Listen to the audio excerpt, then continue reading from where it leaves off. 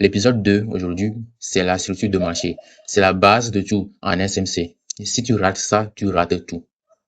On couvre le break of structure, le change of character et comment l'indicateur le détecte automatiquement. Avant de parler structure, il faut comprendre les swings. Un swing height, c'est une bougie dont le height est plus élevé que les N bougies à gauche et à droite. N étant le pivot range de l'indicateur, par défaut 5. Un swing low, c'est l'inverse. Ces pivots sont la colonne vertébrale de l'analyse SMC.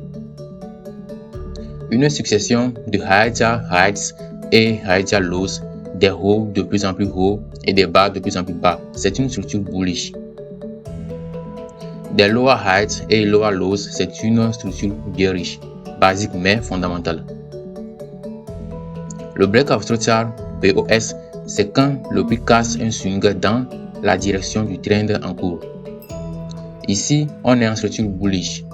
Le prix casse au-dessus du dernier swing height.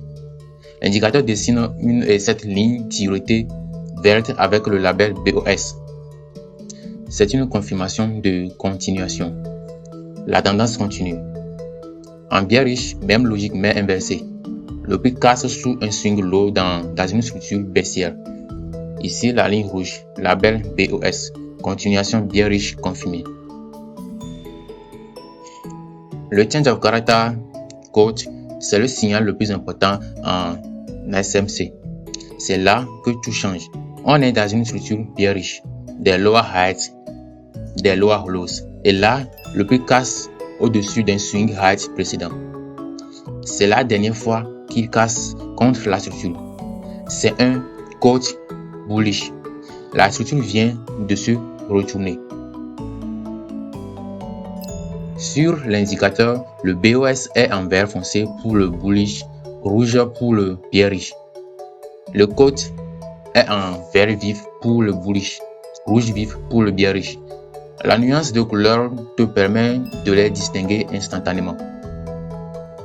Pour le code, c'est crucial parce que c'est un signal que les institutions ont changé de position.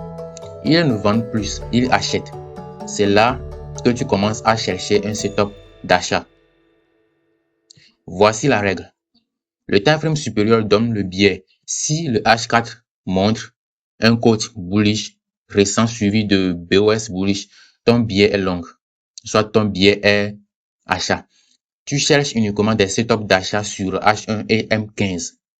Ne jamais trader contre le biais H4, jamais. Dans le prochain épisode, on attaque les fair value gaps.